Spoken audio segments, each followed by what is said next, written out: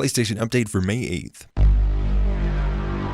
May 8th, Destiny 2 launched a new expansion for the game.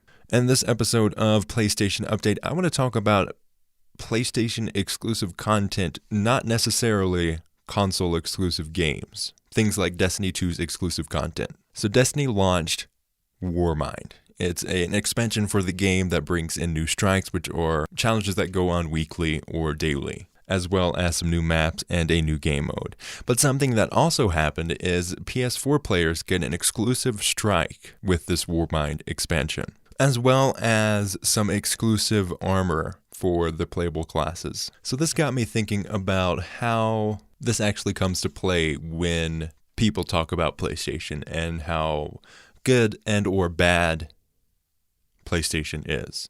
Now, this is a PlayStation podcast. I love PlayStation. I also love Xbox and I love Nintendo. So I love all of the consoles. But we're going to come at this as a middle zone. Because I love all consoles, I want them all to succeed. But there are ways that certain companies can succeed by getting exclusive content for third-party games or for just first-party games. One of those ways is to have exclusive content. Another way is just to have a partnership with the game that has promotions or a skin for consoles. Destiny 2, you have a prime example of exclusive content coming to the platform. And in Battlefront 2015 and Battlefront 2 2017, you have a prime example of a game that has a partnership with Sony to promote on PlayStation. So that means when an ad comes on for Battlefront, it's more likely to be branded as a PlayStation game, even though it is on Xbox and PC as well. Another way that it would use that tie-in to promote itself would be through an exclusive console skin. So both Battlefront 2015 and Battlefront 2017 had a PlayStation that was themed around the game.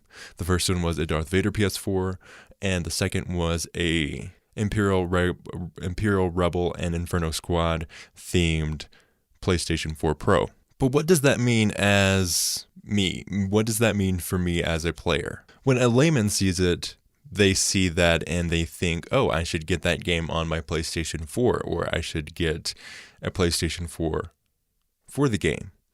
That comes to more into effect on the Destiny side, as more so than the Battlefront side. The original Destiny had content that was exclusive for a decent amount of time. So decent that later last year they were just getting content that PlayStation owners had for months. But this concept comes into play a ton when you are into discussions featuring the console wars, and how there are games that have a much better experience of playing because they are on PlayStation, whether that be exclusive content or just a higher resolution bump from the base model of the PlayStation 4 from the base model of the Xbox. That lineup doesn't match once you go to the PlayStation 4 Pro or the Xbox One X, but it's still there on the base models. Another way exclusive content is a big deal is through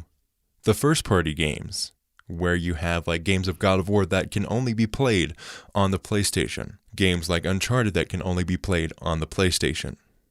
And that is also a big factor when it comes to getting your games. If you're more of a single-player gamer, you're more likely to go on the PlayStation to play those single-player games, because it's just a better place to play those games. While if you're more of a third-party gamer, you're more likely going to be happy with just the Xbox or just the PlayStation. It's not a huge difference on which one you buy. But that does come into play when you go into marketing. Like, marketing for Red Dead Redemption 2 has been big because they have a partnership with PlayStation. All of the trailers are run on a PlayStation 4 Pro, and they will be later in the year getting some exclusive content for that as well. And that's where it lines up to see if you are one of the person who play that game, you're going to be more likely to buy the PlayStation. But that's about it for this episode of the PlayStation Update podcast. You You can head over to our website, ragestart.com, to check out the other shows that we have to offer. That would be the Nintendo Update, Xbox Update, and the Star Wars Battlefront podcast. Definitely check those out if you enjoy any of the games or consoles that we cover. If you like this content, definitely let us know. Leaving a review on iTunes is super helpful. You can follow us on Twitter at RageStartNet or through Facebook, facebook.com/RageStart. Another way, if you'd like to support RageStart, you can head over to patreon.com/RageStart, RageStart. Thank you so much for listening. PlayStation Update is here for your grind.